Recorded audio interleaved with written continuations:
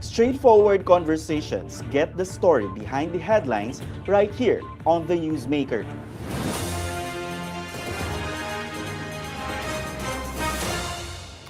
Thank you for joining Newswatch Plus. I'm Tristan Udalo. Malacanang is disputing the claims of Senate President Alan Peter Cayetano that the Senate was under attack during last week's standoff.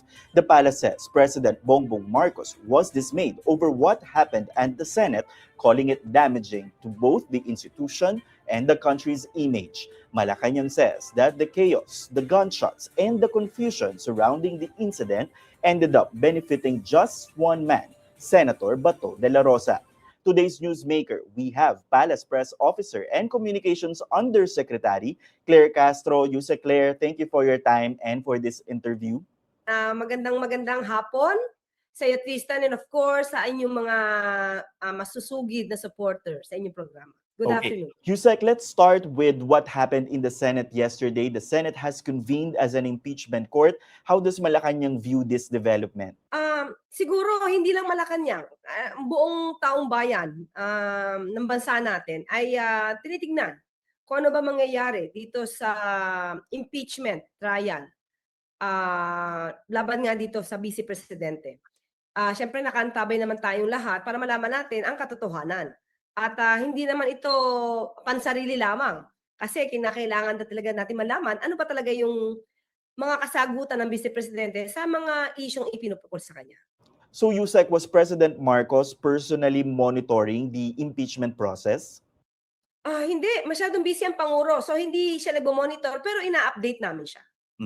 Given the leadership change at the Senate and with some senators being perceived to be politically aligned with Vice President Sara Duterte, is there any concern for Malacanang that the impeachment process would be difficult to move forward at the Senate?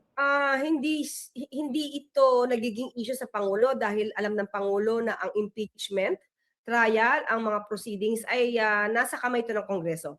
Ngayon, naisumite na yung articles of impeachment, nasa kamay na to ng Senado. So kung ano ang gagawin ng Senado dyan, kung ito'y naaayon sa batas at naaayon sa interes ng taong bayan na ang titingin. At Senado na rin ang dapat na magtrabaho para dyan. What do you think is the biggest test for the Senate in proving that it can deliver a fair and impartial impeachment trial? Actually, siguro hindi ko masasagot yan. Mas masasagot nila yan dahil sila mismo ang magdidinig ng complaint, ng articles of impeachment. Sila ang didinig ng mga ebidensya. At dapat sila bilang public servant, Tristan, dapat nandoon sa puso nila kung paano ba susundin ang batas, kung paano ba ipapatupad yung rules, at hindi para ipatupad ang nababagay sa taong kinakampihan nila. Although, sabi nga nito, numbers game ito. Pero kahit sabihin natin numbers game ito, dapat malaman nila sino ba mga apektuhan dito. Kaninong welfare ba ang dapat na pangalagaan? Ang welfare ba ni Vice Presidente o ang welfare ng taong bayan? So siguro marami na din sa ating mga kababayan na sinasabing sila'y nalilinya dito kay Vice Presidente. So yung bang thinking na yon ng ating mga kababayan mananatili at gagawin nila ng walang pasubali at walang paggana sa konstitusyon at batas. So tingnan lang natin kung ma-maintain nila yung pagiging neutral nila. So masasabi po ba natin na yung bawat sasabihin, bawat tanong, magiging aksyon ng mga senador sa kasagsagan ng impeachment trial ay talagang binabantayan ng publiko? Ito nga lang nangyaring kaguluhan sa Senado ay talagang nagmatsyag ang taong bayan. Marami tayong nakitang sentimiento ng taong bayan kung bakit nakawala si Senator Bato de la Rosa habang ito'y nasa protective custody ng Senado at may mga excuses silang ginagawa. Pero sabi nga natin kahit ano pang excuses ang gawin nila, kahit ano pang justification ang gawin nila, taong bayan pa rin ang titingin kung tama o mali ang kanilang ginawa. Yuse Claire, you said that the Senate was never under attack, contrary to the claims of Senate President Alan Peter Cayetano. What's the basis for this assessment? Well, unang-una naman, makita natin na, sabi nga natin, kahit hindi galing sa NBI or sa PNP ang mga naratibo, mga reporters na mismo na naka-witness kung ano ba yung nangyayari doon sa lugar na sinasabing nagkakaroon ng maaaring pagpasok ng NBI agent mula sa GSIS papuntang sa Senado. Mismo mga reporter nagsabing hindi yan totoo. Dahil nandoon sila, nakita nila yung ibang mga miyembro ng carpentry staff ng GSIS na nag-drilling not to open the door. Kasi sabi nga diyan, makikita naman yung pinaka-layout ng GSIS and Senate, yung naghihiwalay sa kanila, na yung pintuan ay hindi mabubuksan from the GSIS. Mabubuksan lamang ito from the Senate. So in other words, nagdi-drill ang miyembro ng carpentry staff para hindi mabuksan, para sa security ng GSIS. At yun ay pinatotohanan ng mga reporters, ng mga journalists, ng mga taga-media na nandiyan mismo. Hindi ito gawa-gawang kwento ng NBI or ng PNP. So doon pa lang makikita natin bakit sasabihin na kayo under attack samantalang ang pumunta kung saan nandoon ang ang NBI agent ay mismong ang Sergeant at Arms na si General Mao Aplasca. Kasama pa yung ibang miyembro ng PNP or Marines. At nakita naman natin na instead na tanungin niya kung bakit may presence doon ng NBI agent, instead na gawin niya yan at instead na tawagan niya ang NBI director para malaman bakit may taga-NBI, may miyembro ng NBI doon sa parte ng GSIS premises, ang ginawa niya, nagsumbong siya agad kay Senator Alan Cayetano at pinayagan naman siya magsuot ng full battle gear, magkasa ng kanilang mga long firearms at sumugo doon sa lugar kung saan nandoon ang NBI agent na hindi man lang kinakitaan ng anumang balak na pagpasok mula sa GSIS going to the Senate. So doon pala makikita natin bakit nagkaroon ng gulo. Sino ba ang unang nag-warning shot? Sino yung unang nanita? At wala sa NBI agent ang sinabing provocation. So from the palace's perspective, how would you describe the Senate incident last week? Because some are saying this could have been staged or planned, pero ang giit po ng mga majority members ng Senado ay they were under attack. Ayaw naming magkaroon ng judgment sa ngayon kasi ang gusto namin is factual.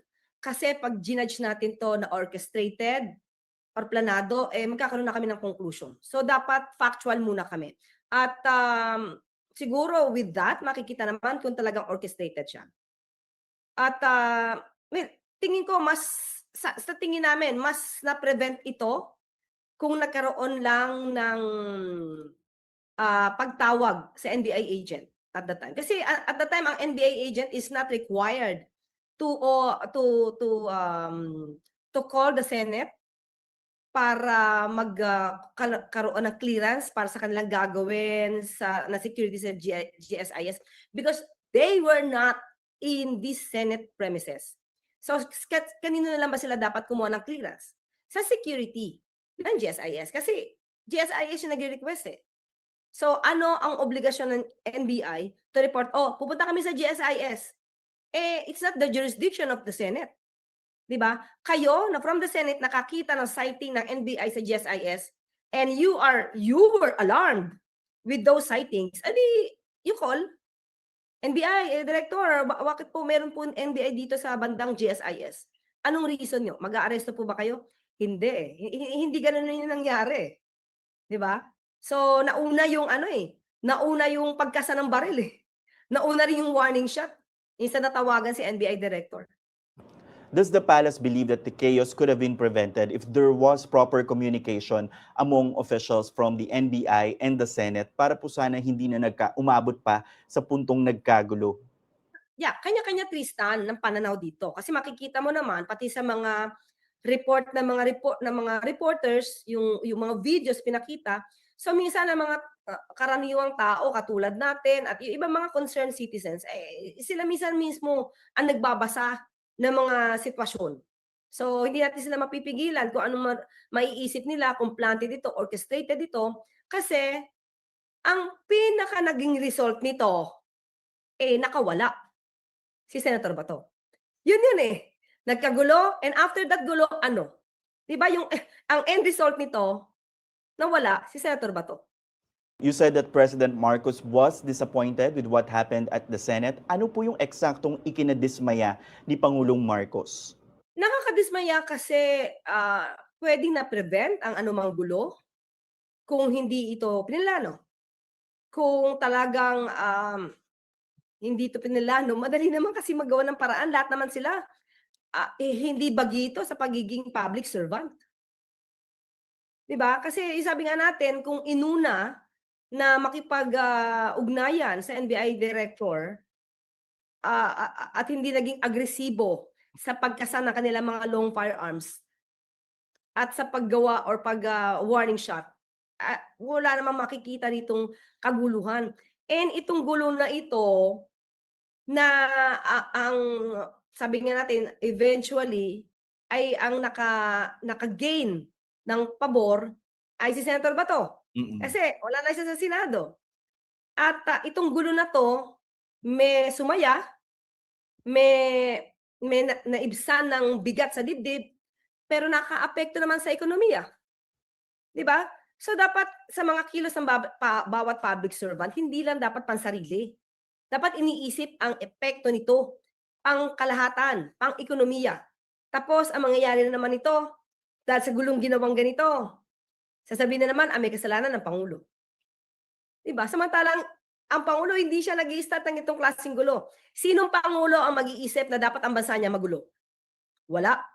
Dahil siya maapektuhan yan. So sino ngayon ang gumagawa ng gulo para maapektuhan ng Pangulo at maapektuhan ng administrasyon na to? Alam naman natin kung sino, di ba? Mm.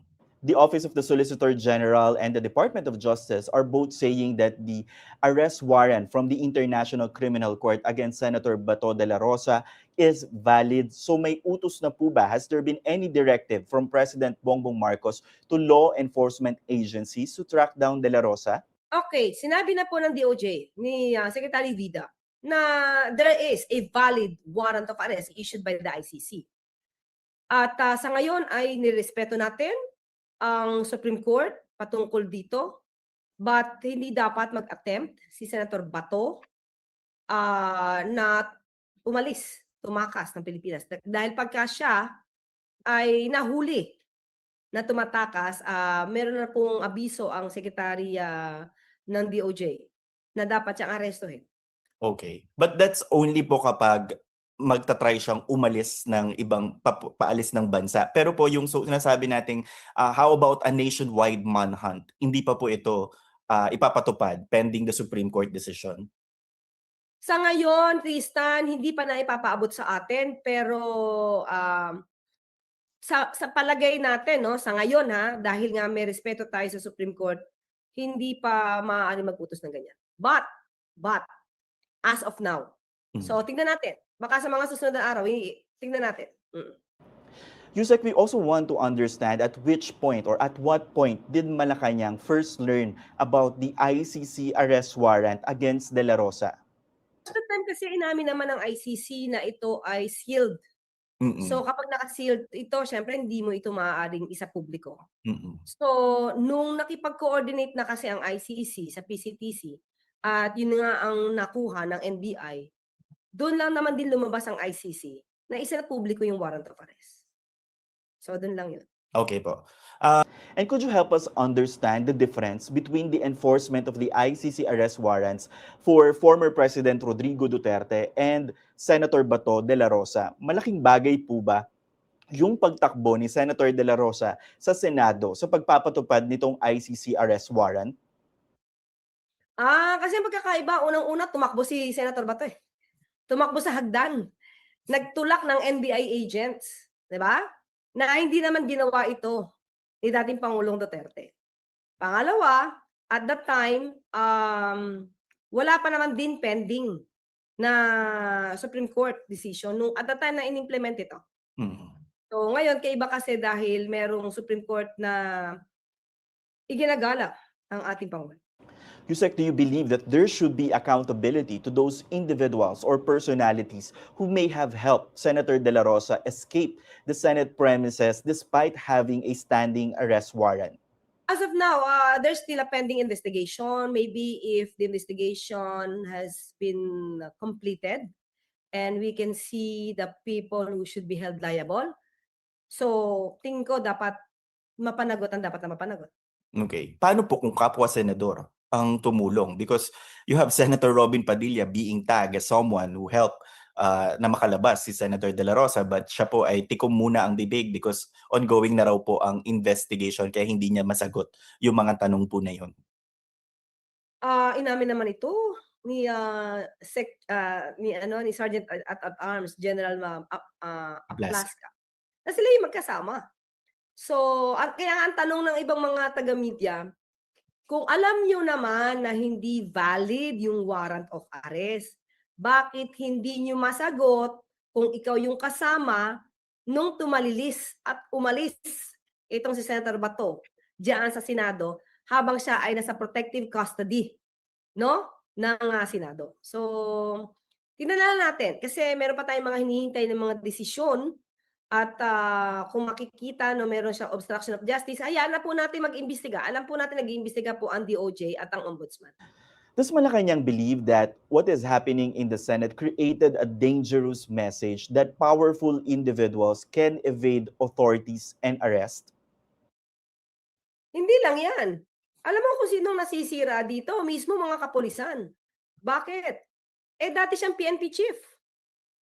So, ikaw na dapat nagpapatupad ng warrant of arrest, sabi nga ni Senator Robin, at that time na siya pa ay civilian, sabi niya, kahit may question kayo sa warrant of arrest, abay sumasama sila sa otoridad kapag sila ay isinasama. Diba? So, bakit kakaiba ngayon? Diba? Kung may question ka tungkol sa warrant of arrest mo, hindi ka dapat tumakbo. Dapat ikaw ay sumasama. Yan ang unang advice ni dating hindi pa senador na si Robin Padilla. So bakit ngayon parang kakaiba? Ito ay nakakasira in a way dahil baka gayahin sila ng mga wanted, yung mga taong may warrant of arrest, natakbuhan ang mga kapulisan or yung nagsiserve ng warrant of arrest. Bakit? Si Senator Bato nga tumatakbo at pinagtatanggol pa ng kanyang mga kabaro na matataas pa yung posisyon sa gobyerno. So may ganun yan pagka walang kaya at walang impluwensya, ang daling damputin, madaling arestuhin, pero kapag may posisyon sa gobyerno, ang daming justification, ang daming nagtatanggol, ang daming nagko-cover up. Senate President Alan Cayetano said that the NBI failed to break the Senate. Sabi niya nga po, hindi natibag ng NBI ang Senado under his leadership. First, may order po ba ang President for the NBI to break the Senate? And also, naniniwala pa po ba ang palasyo o si President Bongbong Marcos sa kakayahan ni Attorney Melvin Matibag bilang NBI chief? Una, Tristan, nung nagkaroon ng putukan, wala doon si NBI director na Matibag. Si Attorney Matibag wala doon. So, minsan isipin mo, ano yung purpose para pilitin siyang pumunta doon? Sabi nga, for safety, for security, when in fact, surrounded sila doon ng miyembro ng PNP. So, parang hindi naman si Attorney Matibag ang dapat nilang kailangan doon at ipatawag para papuntahin sa Senado.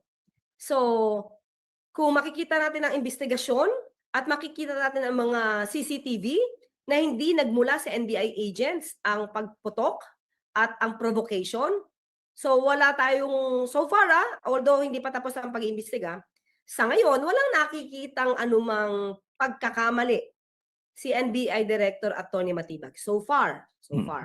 So, saka, bakit titibagin ng Senado? Isang tao lang yung pinuntahan dyan si Senator Bato. Sabi nga natin, pumunta lang sila, nagpasakop lang or rather, I do not want to use the word sumausa. Sumama lang sa issue ang Senado nung kinover nila si Senator Bato from the NBI agents at kinover nila through a protective custody tapos biglang nawala. Diba? So, hindi sila kasama sa picture kung tutusin kasi NBI and Senator Bato lang to because of the ICC warrant of arrest. Pero sumama sila sa issue dahil isinama ni Senator Alan Cayetano. Because of that. Because of Senator Bato. So, hindi tinitibag ninuman. Walang tumitibag sinuman o kanino man sa Senado. Diba? At siguro yun lang yung gusto nilang pakitang impresyon sa taong bayan para masira ang ehekutibo. Speaking of relieving or changing of officials, of course, there are also growing calls from the public and former Senator Sonny Trillanes for the replacement of Interior Secretary John Vic Remulla. At this point, following the controversy involving Senator De La Rosa and former lawmaker Zaldico, naniniwala pa po ba si Pangulong Bongbong Marcos sa kakayahan ni Secretary Remulla? Sa ngayon talaga, Tristan, sa ngayon, wala pa na ipaparating sa atin kung ano man ang magiging desisyon ng Pangulo patungkol dyan dahil sabi nga nila, maraming mga kababayan natin ang nagsasabi na dapat mag-resign si si Secretary John Vic. Pero wala talaga so far na anumang pahiwatig patungkol dyan regarding Secretary John Vic. And Tingnan natin sa mga susunod na araw, pero sa ngayon wala talaga. And si Pangulo po, i-announce niya naman yan in due time kung talagang may decision siya. Yes, kung may decision siya, lahat naman ng cabinet secretaries, lahat naman kami dito na na-appoint ay we serve at the pleasure of the President. So, prerogative na ng Pangulo yan kung magpapalit o hindi. Palace Press Officer and Communications Undersecretary Claire Castro. Yuse Claire, thank you for your time. It's nice to interview again here on The Newsmaker. Thank you, Tristan. Thank you sa ating mga kababayan. And we will continue